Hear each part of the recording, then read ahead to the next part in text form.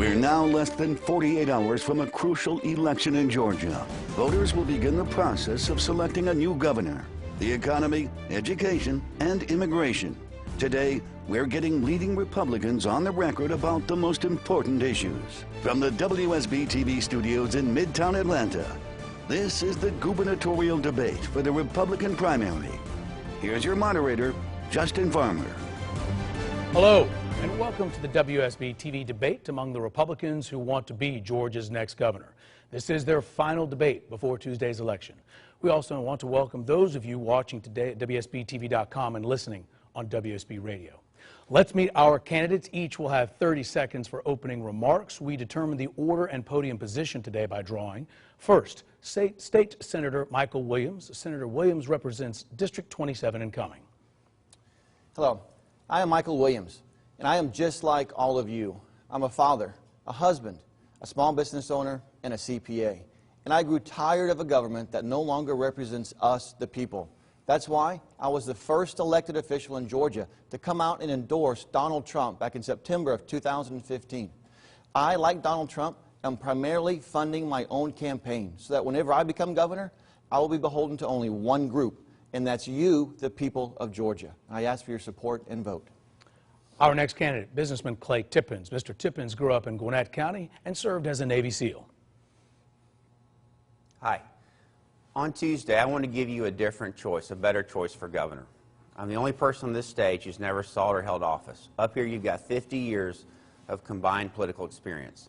I've been successful in business. I was a decorated Navy SEAL, and that's a very different background.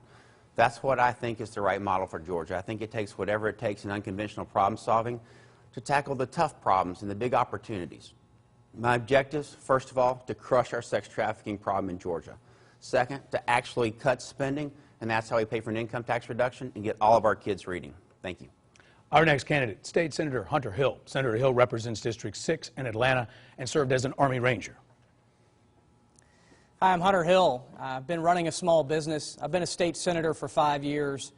But before that, I went to West Point. I became an Army Ranger, and I led 5 different teams on 3 combat tours in Iraq and Afghanistan.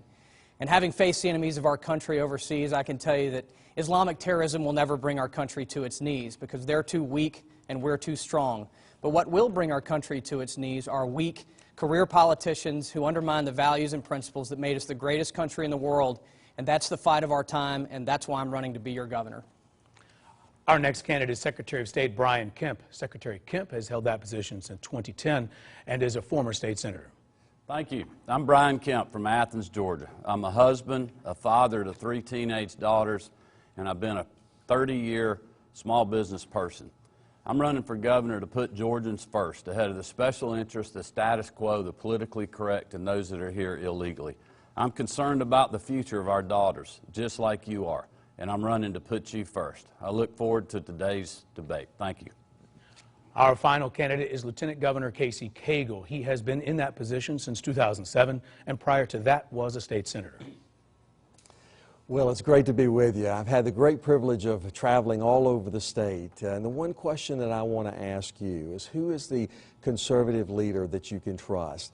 Who's a conservative leader that has a record of cutting taxes, along with standing up against sanctuary cities and standing up for our pro-life beliefs? But along with that, who has a vision to carry out 500,000 jobs in the first 4 years of my administration, along with making sure that we continue to reduce taxes? We are a blessed state, and one that I look forward to working for you to put you first as well.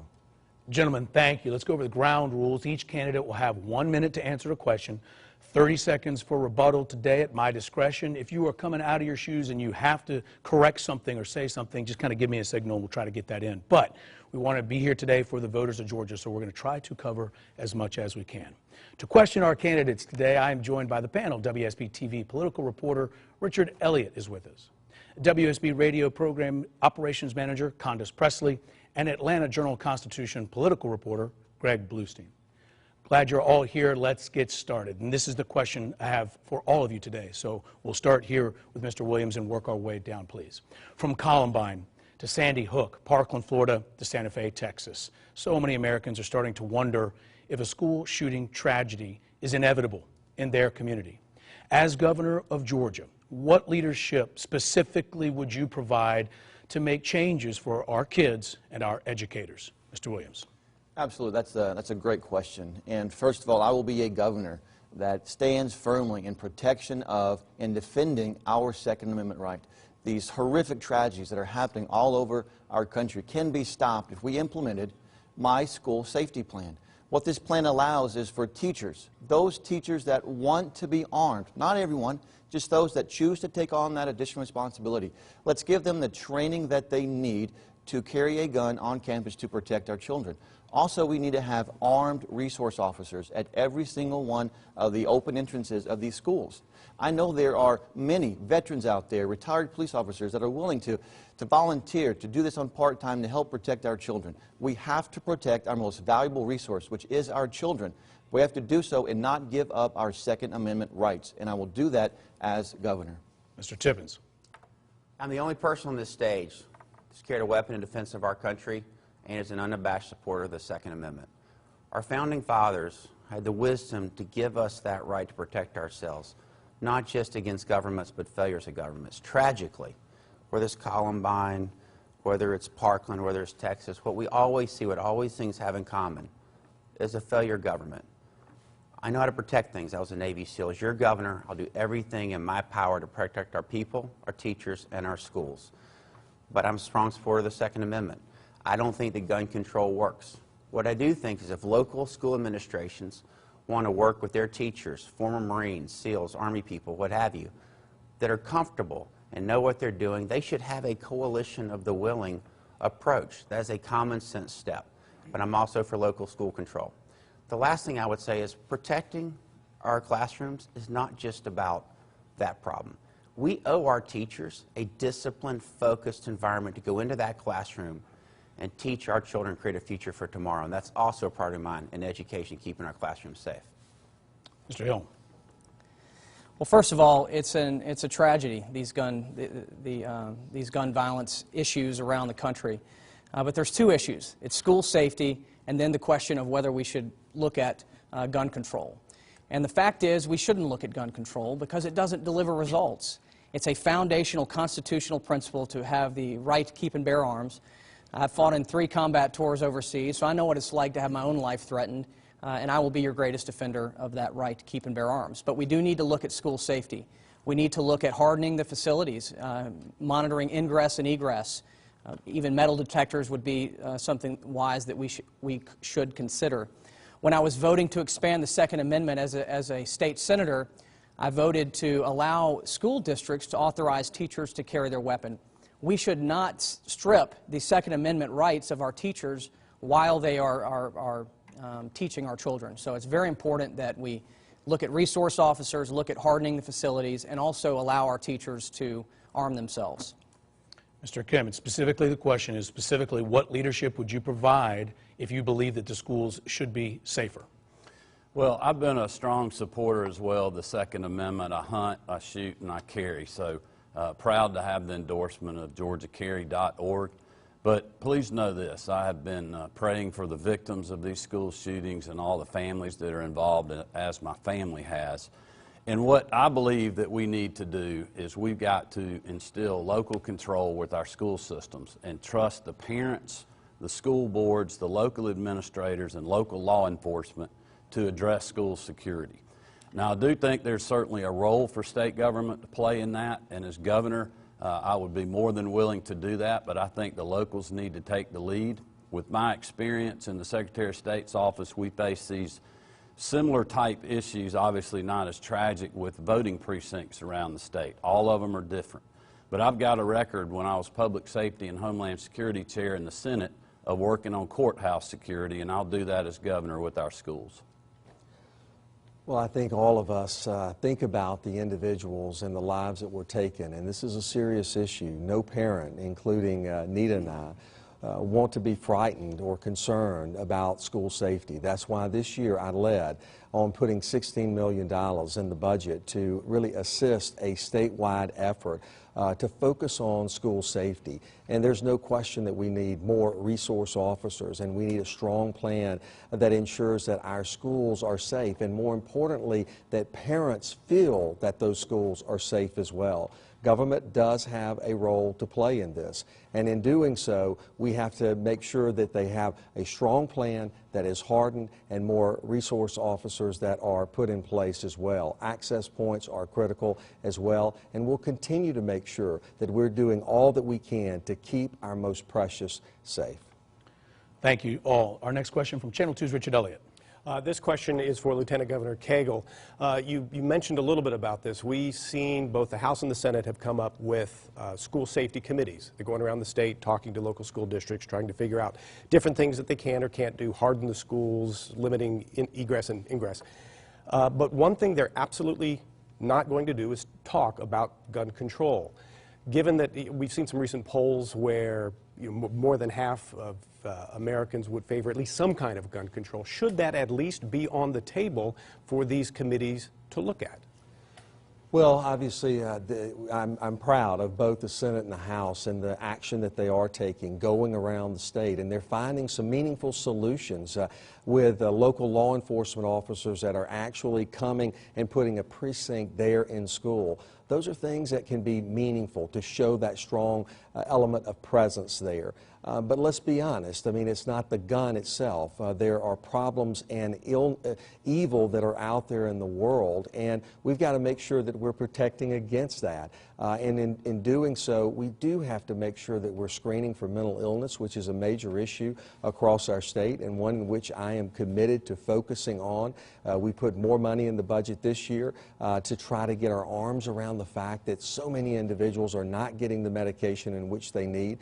But fundamentally, I am one that has always been a strong defender of the Second Amendment. I will continue to be a strong defender of that, but I also will not turn a blind eye to the issue that is at hand, but we can bring meaningful solutions to bear. Our next question from Congress Presley. I'd like to ask my question of Senator Hill. The National Rifle Association has said that only a good guy with a gun, and you've said this as well this afternoon, can stop a bad guy with a gun. That logic, as we know, is now being extended to some Georgia school systems where we are talking about arming teachers. You've also discussed that. Do we really believe that arming instructors is the solution to this problem? Well, I appreciate the question. I mean, the reality is that there's many teachers and administrators that enjoy the use of their Second Amendment rights to protect themselves and their families. So why do we strip that right from them when they're protecting and teaching our most treasured asset, our children? It doesn't make sense. That's why, as a senator, I voted to allow school districts to authorize this. I think school districts should look into this. When you think about the fact that gun control only elevates two groups, it only elevates the government and the criminal. It reduces the individual. So that's why the NRA is right in saying that a good person with a gun can stop a bad person with a gun. Gun control simply doesn't work. It's a violation of our Second Amendment, which is a constitutional, really it's a God-given right to keep and bear arms. And so it's very important that while we want to make sure our schools are safe, and there's more that we need to do, and that's what we were just discussing in terms of hardening the facilities, etc. But in terms of gun control, it just simply doesn't work, and it elevates the criminal and the government and reduces the power of the individual. We need to look very hard at these school safety gun-free zones that are not delivering results. Next question from Greg, please. Yeah, Senator Williams, the state government has no power to deport people. Yet you've embarked on what you call a deportation bus tour. Why have you focused your closing pitch on a policy the state has no control over? Well, that's a great question, Greg, and thank you for bringing that up.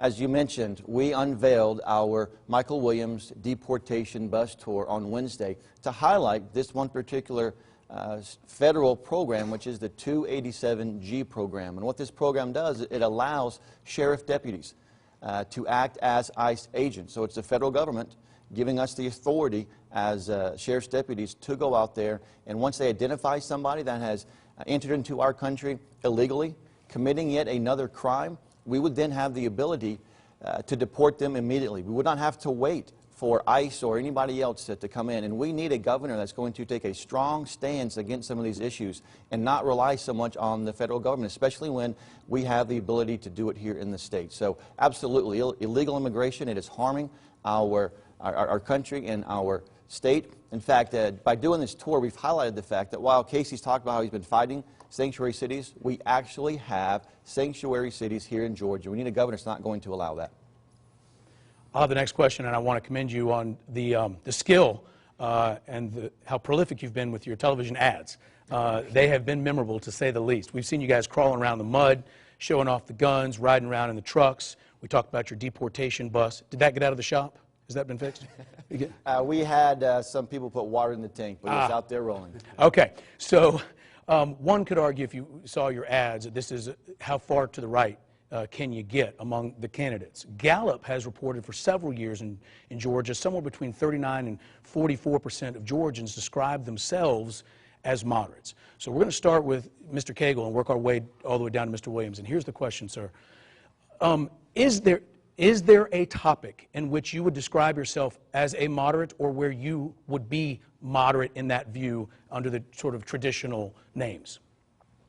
Well, I think the one thing that you have witnessed as me, Lieutenant Governor, is the record in which I've run on. And it really has been focused on making Georgia the #1 place to do business, where we've added almost 700,000 jobs within the state, along with 40,000 businesses that have been created, but also the venture capital presence that has quadrupled as a state.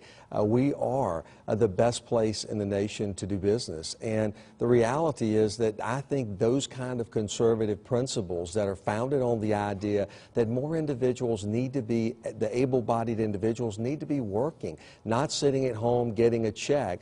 And I believe in a safety net, but the safety net does not need to become a hammock for people to rest in. It needs to be a springboard that lifts people up to where we create a rising tide that lifts all boats, and that solves so many of our social concerns that are out there. So I believe in conservative principles, and I'll continue to be a conservative governor as well. Mr. Kemp, you have described yourself as a politically incorrect conservative. Is there a topic where you'd say, but on this one, Justin, you could call me a moderate? Well, I'll answer the question for you, Justin, and say no. I am an unapologetic conservative, and I think my conservative four-point plan is something that the vast majority of Georgians will agree on, and I'm not going to apologize for that. Making Georgia #1 for small business by cutting government regulations, fundamentally reforming how state government spends taxes and operates, by implementing a spending cap so we can have real tax reform that lowers rates on all working Georgians and Georgia families. Making sure no matter what your zip code is, where you are in the state, you have access to things like high-speed internet, good economic development opportunities, and good jobs. Making sure our whole state is moving forward. And third, we need to make sure that we have a governor that will put you first, ahead of the special interest, the status quo, the politically correct, and those that are here illegally. And for that, I'm not going to be apologizing for. Hunter Hill, the question. Moderate on any topic? Look, the bottom line is our founders fought. They risked their lives and their treasures to give us three things: life, liberty, and the pursuit of happiness. I'm running my campaign as a true conservative leader because here's the bottom line. Liberals and moderates have undermined the founding principles of our country. We're $21 trillion in debt at the national level. So we need somebody that not only talks like a conservative, but leads. And at the end of the day, that's what this is about. Who do you trust to implement the values and principles of our country into policy? You know, career politicians like Casey Cagle talk like they're conservative, but what has he done for 12 years? We need a true conservative leader that's going to implement these values and principles into policy. That's why I want to eliminate the Georgia state income tax. That's why I want to have a more limited and focused government that delivers results for taxpayers. We have to cut spending. The social welfare spending is robbing the core competencies of government from us being able to deliver results for the taxpayers. And as governor, I am going to be a true conservative leader, and we need to take it to the liberals. Clay Tippons. First, I want to address an earlier point. Implied in some of the earlier questions was because polling shifting on gun rights, maybe policy of candidates should shift. I completely reject that. If you're going to be a leader, you got to figure out what you're for, and you got to be consistent and not read polls. I believe in Second Amendment rights, and I'll be consistent with that. Now, Moving on to something I think that all Georgians want and would be good for all Georgians. I have clearly, aggressively called out for something that should have been long ago done. Cultivation of medical cannabis in state. Every one of the 11 states that has had cultivation of medical cannabis has seen a 25% reduction in opioid deaths. My wife Lori and I have visited with countless Georgia families where the children are having 200 seizures a day. And then they take the non-psychoactive, non-addictive medical cannabis, and it cuts it down to 1 or 2 seizures a day, and they have a life. The career politicians on the stage have made medical cannabis legal to use, legal to possess, and have increased the set of conditions for which you can use and possess it, but have not made it legally accessible. And I'll do that as governor. Thank you for the specificity on that one. Mr. Williams, a moderate on any topic. Yes. Our tagline this entire campaign has been fearless. That's because I have been out there attacking the issues that are important to all Georgians. Whenever Nancy Pelosi was trying to take away our Second Amendment rights, I was out there defending that. Whenever a teacher in Cherokee County was kicking her students out of their classroom for wearing a Make America Great Again shirt, taking away their First Amendment rights, I was out there fighting for that as well. Now on illegal immigration, I've got my deportation bus. I'm out there fighting for the issues that are important to the people of Georgia. Like Clay mentioned, we do not allow for people to access medical marijuana. Unlike what Clay said, I've actually presented a bill this past session that allowed for the growing, dispersing, and dissemination of medical marijuana to those that need it here in the state. And I will fight just as aggressively for that as I will every single other topic that is important to the people of Georgia. Thank you. Thank you very much. Richard Elliott with our next question. I want to go back to immigration for Secretary Kemp. All the candidates have been talking about cracking down on illegal immigrants. The last time we saw a fairly major crackdown was probably 5 years ago when we were requiring background checks for people. What was not anticipated was the impact it would have on Georgia's agricultural economy. I think I saw one estimate, $140 million lost, crops rotting in the fields because immigrants, even legal immigrants, were afraid to come to Georgia because of the crackdown. What balance has to be struck to make sure that if you are deporting illegal immigrants, that it's not going to have the same kind of negative impact on Georgia's agricultural economy? Well, let's be clear. If somebody's going through the legal immigration process, and they are legal, they can certainly come to Georgia, so I want to make that point clear. I think a couple of things on this issue. Number one, I have a detailed plan to track and deport criminal illegal aliens. When you have federal prosecutors appointed by Donald Trump that are saying that Georgia has become the home to the Mexican drug cartel, it is time that we have a detailed plan, which I do, to track and deport. We develop that with local and state law enforcement officials. We can work with President Trump and the federal government to do just that. But I think as far as the guest worker program and ag worker programs, that's why I was one of the first supporters of Senator David Perdue and Senator Tom Cotton's RAISE Act, because the immigration process we have now in our country is fundamentally flawed and it's broken. So I support ending chain migration and the other things that they talked about. But we've also got to have a vibrant guest worker program that doesn't include amnesty, and I'll support that as well, like the H-2A visa program. Our next question from Condace, please. Lieutenant Governor Cagle, just moments ago you're bragging on the fact that Georgia is the best state in America to do business, and yet enacting religious freedom legislation might cause our state to lose those bragging rights. Which is more important, RFRA or maintaining economic development across Georgia?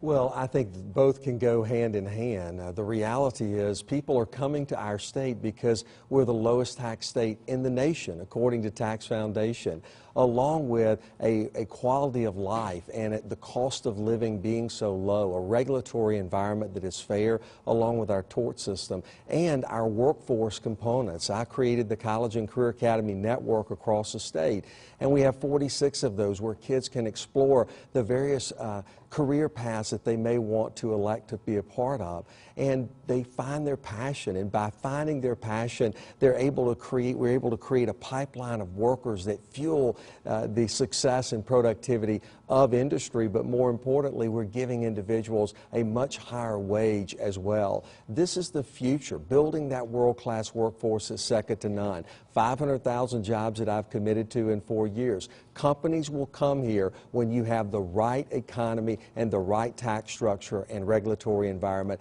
and that's been a great key to our success. Greg, with our next question. Mr. Tippons, sort of a follow-up on that. You're the only candidate on the stage not to sign the pledge to support the religious liberty RFRA measure, and your critics have blasted you for it. Why are you skeptical of signing that oath? First of all, I don't sign things until I read them. All these folks up here have vowed to sign a bill that they haven't read yet. I became a believer on March 5th, 1978. My faith is the most important thing in my life. And just like I did as a Navy SEAL protecting our rights, I'll do whatever it takes to protect religious freedom. There's several things that entails. Appointing conservative justices, believe that rights come from God, not playthings of man.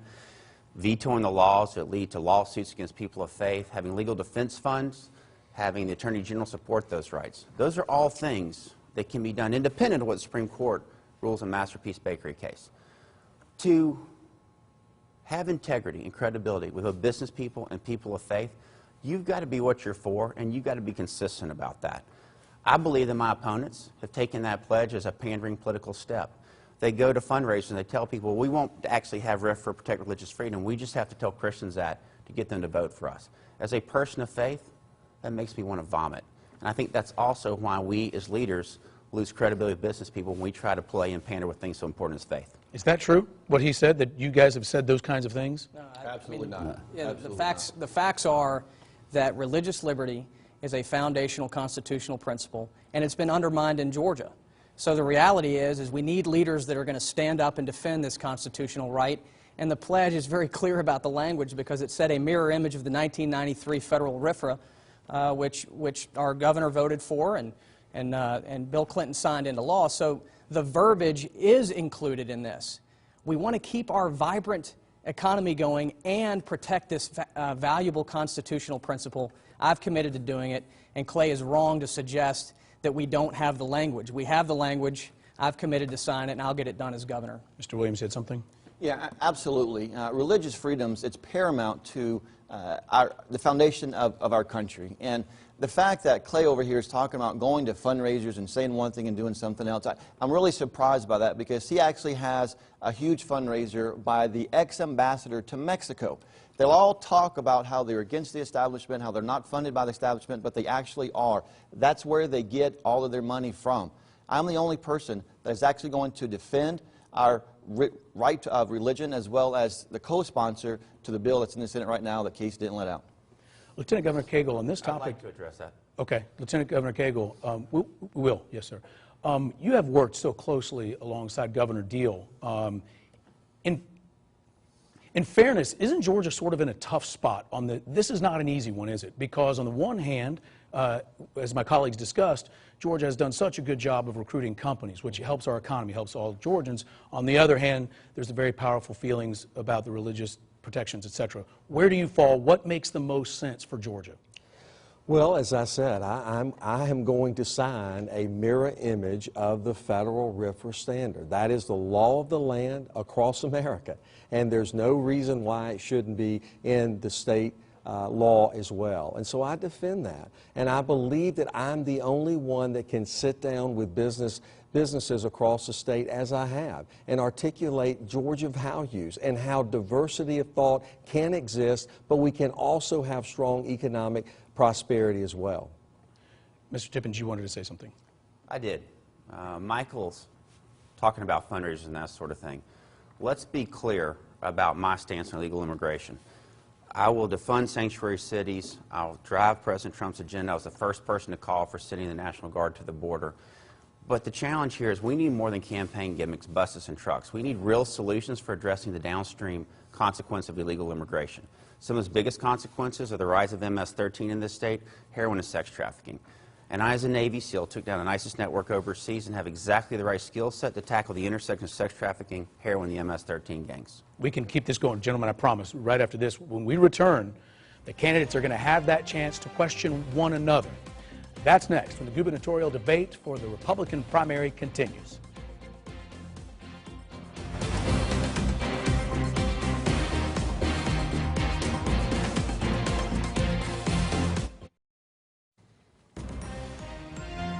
And welcome back to the debate among the Republican candidates for Georgia governor on WSB-TV, WSB-TV.com, and WSB Radio. Glad you're with us here on this Sunday.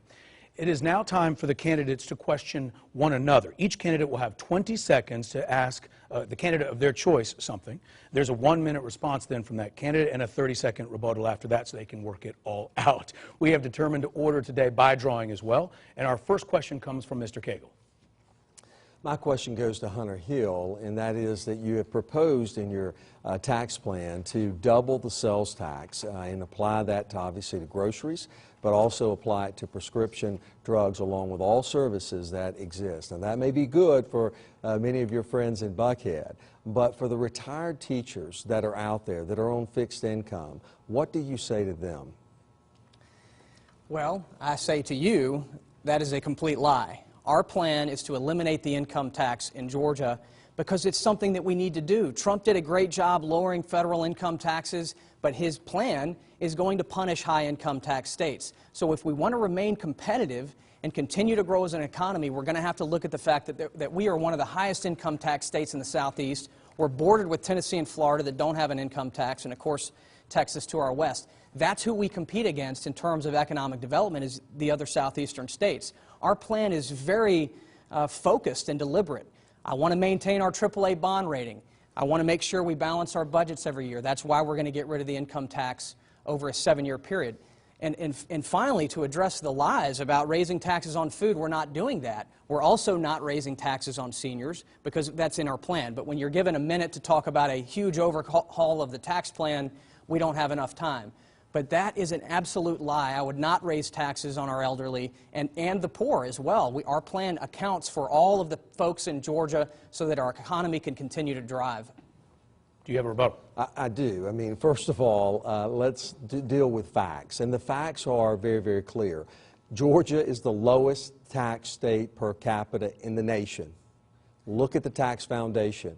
Along with, we have a AAA bond rating that is protected. We do not need schemes. We do not need hot hair. We need someone that's governor that understands how to prepare a budget and to make sure that we are prioritizing our spending by zero-based budgeting and program-based budgeting to squeeze more efficiencies, to lower taxes in a responsible way, and certainly not on seniors. Our next, quickly. I appreciate your commitment, your public commitment to keep us the highest income tax state in the Southeast, Casey. I don't think that's good for our long-term growth and trajectory. The income tax only taxes honest Georgians. Why not leverage visitors to our state, folks in the underground economy and illegal immigrants? We need true conservative leadership to tackle the real issues to continue to move Georgia forward, and that's what I'll do as your governor. Thank you, sir. Mr. Williams, you have the next question. Yes, my question is to Brian Kemp. I am a CPA, and I've been diving into the state's budgets and looking at its audits. And I've identified several audits that identify where the Secretary of State's office has been egregiously mismanagement of funds and improperly doling out state contracts. Can you explain how you plan on managing this, the state, if you can't manage the Secretary of State's office? Well, I would just disagree completely with that. We've got a great record in the Secretary of State's office, and I congratulate you on being a CPA as a small business owner. For over 30 years, I have a lot of experience in hiring CPAs to do business work for us, and I can assure you the audits that we've had have been fine, and if there are certain specifics we need to look at that you want to point out, I'd be glad to see those, but I haven't heard this before today. But let's be clear about the record. When I got in office, I started doing zero-based budgeting, where Georgians can see that on our website every month. Not only that is our budget on our website, but also our expenses are. So every Georgian, every month, can see every dollar of state money that we're spending in the Secretary of State's office. So if there's something any Georgian wants to question our office about, that helps hold me accountable. It helps hold our staff accountable, and I am proud of that conservative record. Yes, for those of you that might be interested in reading some of these audits, you can go to audits.ga.gov and look at the 2016 Single Audit Report. Well, there you will read where purchase cards were given to employees and they were being mismanaged and used to buy things that were not approved. Also, contracts that are supposed to be put out for public bid that are over a certain amount are split up into multiple smaller amounts to avoid that open process. There has been a complete mismanagement of finances in the Secretary of State's office, and that's why you need somebody who has the skills that I have to be the next governor. Well, that's simply not true, and I'd be glad to answer any questions on that about our audits. We've had, been in the office for 8.5 years, got a solid record on being fiscally conservative, cutting our budget at one point almost 25%, losing 30% of our people, and streamlining the agency to do more with less. And I'm a little surprised that Senator Williams, who's still in the legislature, hasn't brought this up before 2 days before the election. If he was so concerned about that, why wasn't he talking about that when this happened? Mr. Tippons, you have the next question. As the only outsider businessman in this race, I'm going to be the #1 champion for small business. So, Brian, you've been Secretary of State for 3 terms, and you failed to revoke the annual registration tax on small businesses. Instead of taking your chainsaw to business, you continue to force small businesses to pay an onerous and costly tax. Why? Well, Clay, I'm sure maybe you don't realize because you don't have the experience that I do, but the prices for annual registrations are set in state law. So I took an oath to follow state law, so that's what we do. It's unfortunate that the legislature has time and again, those fees, for those Georgians that don't know this, we collect the fees, they go into the general fund. The legislature and all the people except for Mr. Tippons on the stage appropriate that money where they have continued to reduce resources in the Secretary of State's office and pay for other things in state government. But that is clearly something that the legislature would have to deal with. What we've done is improve services in our office, streamline our systems, made government more efficient despite having our appropriations cut 6 out of 8 years, I believe it was, in the corporations division. I'll respond.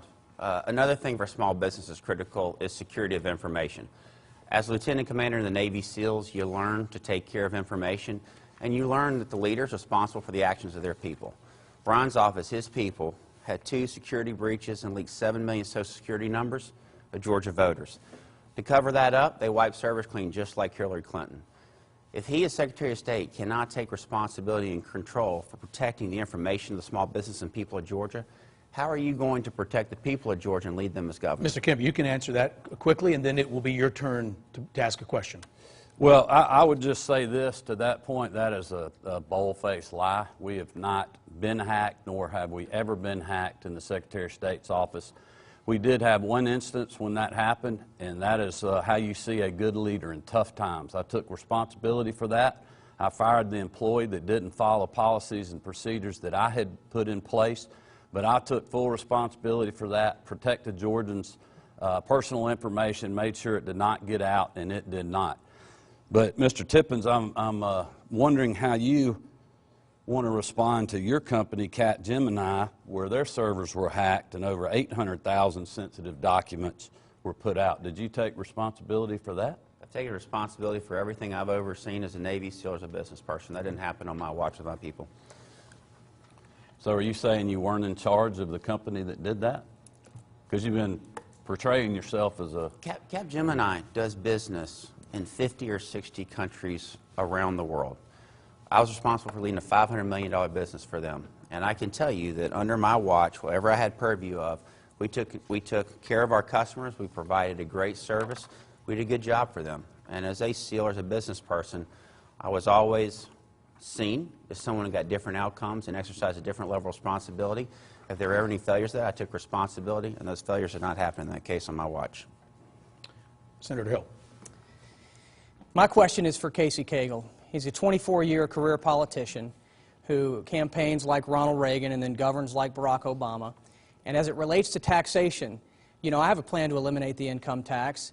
And the reality is during your tenure of leadership as a lieutenant governor, you pushed through the largest tax increase in Georgia history, House Bill 170, that raised taxes on all Georgians.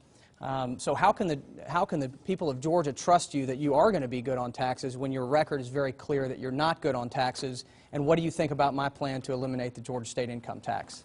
Well, again, in political times, you have individuals that will use political rhetoric and not the facts. The facts are that I'm the only one on this stage that led to pass the largest tax cut in Georgia history.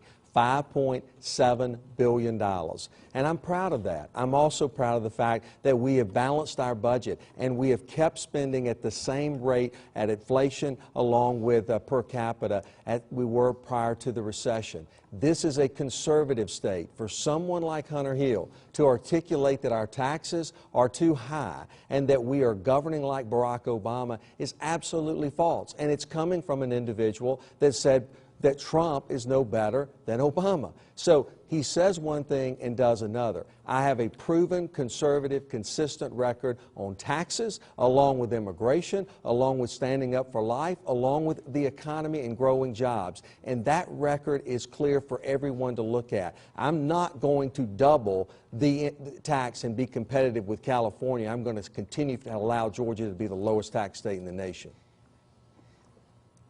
Folks, it's very clear here. He says I'm a never-Trumper. I couldn't be stronger with Trump. The only reason that you were able to lower the income tax rates in Georgia is because Donald Trump, through the U.S. Congress, passed a bill through the U.S. Congress that would punish Georgia if we didn't lower our taxes. In other words, we would not have lowered taxes at all here in Georgia had Donald Trump not acted first.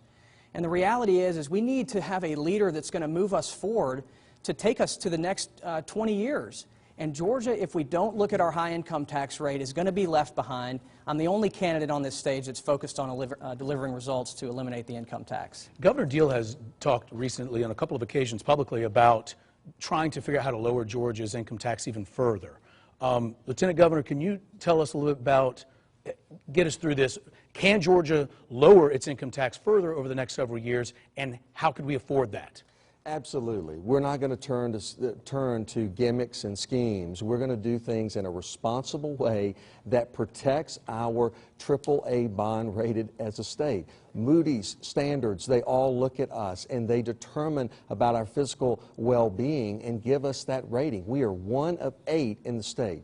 But by putting zero-based budgeting in place, program-based budgeting, we can ensure that we are gaining greater efficiencies in state government to where every agency understands what the outcome that we're looking for. That's the kind of governor that I'm going to be at. Not how much money we have, but how you really streamline your core competencies within every agency in state government. And in doing so, I believe we can lower the rate by 10%, or squeeze efficiencies 10%, lower our rate to get under 5%, because now it's down to 5.5%. And I will be a governor with my record that has proven that I know how to cut taxes and I know how to gain greater efficiencies out of state government. Okay, I know we've got to keep going. Mr. Elliott. I want to stay on taxes. I want to ask this question of Senator Hill. You said that you want to cut the state income tax, but you also said you do not want to raise taxes. You don't want to put taxes on sales tax on groceries, on the elderly, on the poor. But then where does the state get taxes? How do we pay for basic state things? I appreciate the question. So our plan is to eliminate the income tax over 7 years. I do want to have a broader base consumption tax, and our goal is to elevate that only 3 percentage points.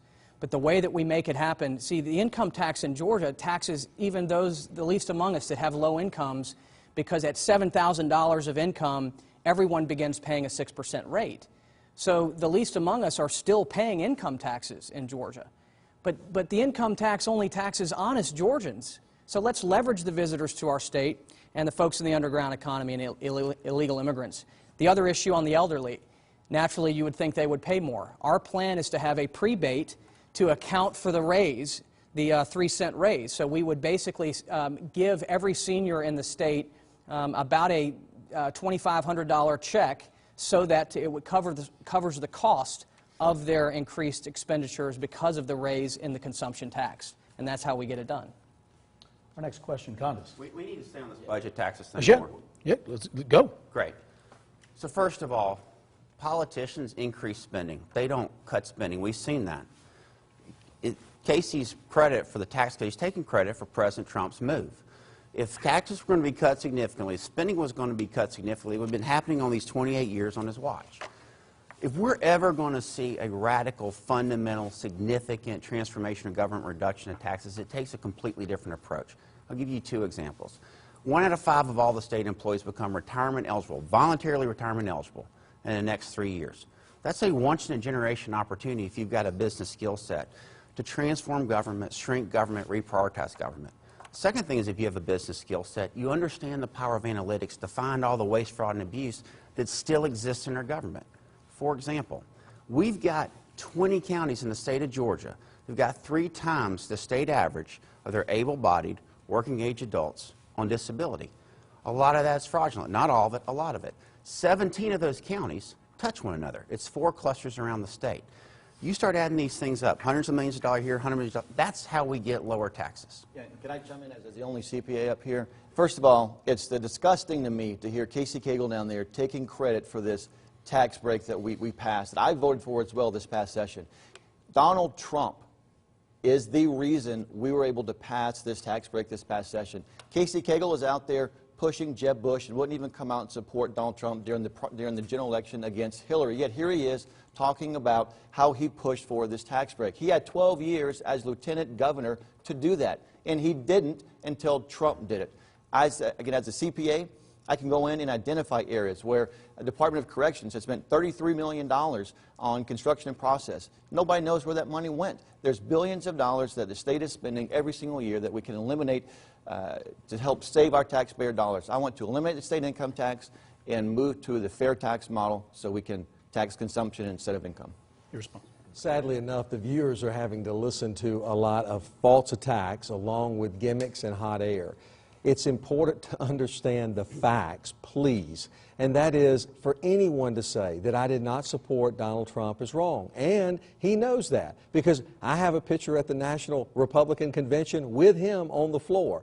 But on taxes, it is important that you understand 54% of the revenue that comes to the state right now is through an income tax, along with what Senator Hill is talking about. I promise you, broadening the base to the degree in which he's going to is going to take us from the lowest tax state, and it's going to increase our sales tax to be right behind California, and I don't believe Georgia wants to be California. Real quickly, he was there with me at the RNC, and he did speak, but he said, I support the nominee. He did not say, I support President Trump. There's a big difference, and we all know that at that point in time. All right, I've got to move on. Justin.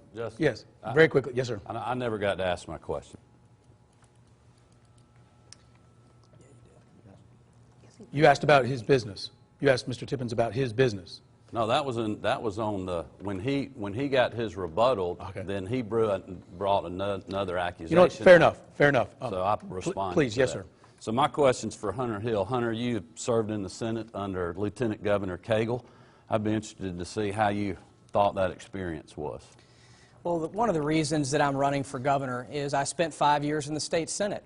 I was excited after coming back from my third tour in Afghanistan to have the large majorities that we had to move the conservative agenda forward. But frankly, I was inspired to get into this race for governor because of the tepid leadership, or the lack of, and the lack of vision. So that's why our vision is a true conservative vision that's going to move us to a more limited and focused government that delivers results for taxpayers. I want to eliminate the Georgia state income tax, and we have to tackle K-12 education. We need to empower families with more of the resources that we're spending on education to put in that free market principle of competition so that we can elevate all boats in K-12. We know, in terms of economic development, what businesses are looking for to move here. It's what's your tax and regulatory environment like. That's why I want to eliminate the income tax. They're looking at our transportation system. That's how you move goods and services to market, and that's why we need to invest more in our transportation network without raising taxes. That's what I'm going to do as governor. That kind of true conservative vision is why I'm running for governor. And I would just simply say in a quick rebuttal that I think it's sad the only time conservative legislation has passed is when Casey Cagle's been running for governor. Thank you. Congressman? Well, I guess I get a rebuttal on that for okay, sure. all right. I mean, first of all, no, the facts are that Casey Cagle has been a consistent conservative and the only consistent conservative up on this stage today. And I will do that as governor as well. And for anyone to say that Georgia is not the envy of the nation is just wrong. And I'm telling you, Georgia is. And I am not for doing away with the film industry in Georgia, like the proposal that Hunter Hill would want to do. The businesses he's talking about, doing away with jobs tax credits along with investment tax credits, those are the instruments that make us competitive along with the other things. So I can promise you I will be a consistent governor. on conservative issues, but I will continue to grow this economy where everyone has good paying jobs. We don't need government-centric economic development where the government and the governor is the purview of our progress. Let's create a fair and predictable marketplace and let people compete. That's how we get to our full potential as a state, instead of having the government bring in more income than we need through the high income tax rates, so that then we can go buy industry to come in to our state. Let's let Georgians, innovative Georgians, keep more of their hard-earned money. They will then make the investments, and we will grow outside of the purview of the government being in control of everything. Senator, thank you. Sir, you will get closing remarks right now, so you can address that if you choose, Lieutenant Governor. Time for our closing remarks on this Sunday. Each candidate will have 1 minute, and we start with Lieutenant Governor Casey Cagle. Well, thank you all very much for joining us today. It's a great honor to serve as your Lieutenant Governor, but more importantly, it's an honor to talk about really my vision for the state, adding 500,000 jobs in the first 4 years of my administration, continuing to build on the historic tax cut that we have done here in our great state. But along with that, building a world-class workforce that is second to none, transforming that junior and senior year so individuals have an opportunity to have a good paying job as they come out of high school, giving them a huge value-added proposition. But within that context, you have a decision to make. Who is the consistent conservative leader that has made Georgia the #1 place to do business in 5 years in a row? I am that person, and I promise, as your next governor, I will not waver on our conservative values. I will continue to forge ahead so all of us can be proud of the great state that we have, where we can live here, work, and raise our families to where our values continue to be strong, but also our economy as well. Thank you. Senator Hill. I'm Hunter Hill, and y'all have a very important choice as the voters over the next couple of days. Who truly believes in the values and principles that made our country great? Our vision is about true conservative leadership. So it's two things. Number one, who truly believes in it? I fought in 3 combat tours in Iraq and Afghanistan, so I've put my life on the line to defend these values and principles. But secondly, it's more important than that. It's not about talk. Who has the leadership experience to get these ideas and principles implemented into policy?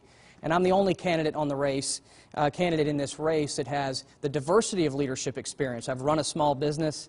I have fought for our values and principles as a state senator, and I've fought overseas in Afghanistan and Iraq. So it's about leadership, moving a diverse group of people towards a common goal.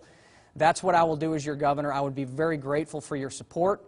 You can visit us at votehunterhill.com. But I want to take this fight to career politician Casey Cagle over the next 9 weeks in this runoff, and I would be very grateful for your support to be able to do that. Thank you so much. Mr. Tippons. I entered this race to become governor because I saw a field with 50 years of combined political experience that had failed to address some hard problems. Our teacher pension fund is $4 billion underfunded. That happened on their watch. We became the #1 sex trafficking place in the United States of America, and evil like no other in this country. That happened on their watch. When you have 50 years of combined political experience, I'll tell you what you get. 10 years running for office, get you someone that I believe will say anything to get elected. 16 years in public office, get you someone to release 7 million Social Security numbers, and 28 years in office, get you someone that's bought and paid for. I became a Navy SEAL because it mattered. And I took the same unconventional problem solving and whatever it takes approach and built businesses. Now I want to bring that same skill set to self-serving politicians to get different outcomes. Crush sex trafficking, cut our spending and our taxes, fix our traffic and build more roads, and get our kids reading. I believe we can do that. I can do that as your leader. Stand with me. It matters. Senator Williams. My name is Michael Williams, and I am the only candidate up here that truly supports and understands what Donald Trump is doing. I was the only person up here fighting for our president when it mattered during campaign season. I was the state co-chair for the Georgia Trump campaign. I was a surrogate for him, traveling across the country. I, like Donald Trump, am the only candidate up here that is primarily self-funding my own campaign. All these guys to my left, they know all the right things to say. They talk about career politicians. They talk about the establishment. Yet every single one of them is getting their money from the same places. Again, I am the only person self-funding so I can represent you. I will cut your taxes. I will deport illegal immigration, and I will destroy the corrupt establishment. I'll bring transparency to government so that we can be proud of our government because it's representing us, not the special interest, and I commit that to you as your governor, and I need your help to do it. When you go out and vote on Tuesday, please bring 5, 10 of your friends so that I can take on Casey Cagle head on and win this election. Thank you. Secretary Kemp. I'm Brian Kemp. As I said earlier, I'm a husband, I'm a father, I've been a conservative small businessman for over 30 years, and I'm an unapologetic conservative. I've got a record of fighting and winning in the private sector, when I was in the legislature, and currently as Secretary of State. Sued the Obama Justice Department twice to implement our citizenship check when we register someone to vote and to defend our common sense photo ID laws. I've stood up to the left, I haven't wavered. And to me, this race is about who you trust. Who do you trust to put Georgians first, ahead of the special interest, the status quo, the politically correct, and those that are here illegally? People across this state are frustrated that they feel like they don't have someone fighting for them. That is what our message in this campaign is about, putting Georgians first. If you will support me on May 22nd, I'll promise I will do that each and every day, just like I've done in the past. Thank you so much. God bless. Gentlemen, thank you for being here for Georgia's voters. And thank you for joining us. The winner from the Republican primary will face the winner among the Democrats come November. A reminder, Election Day is Tuesday. We have in-depth coverage throughout the day and evening, including complete results here on Channel 2, on WSB-TV.com, and on our mobile app. I'm Justin Farmer. Thanks again for being with us for a part of your Sunday. Enjoy the day.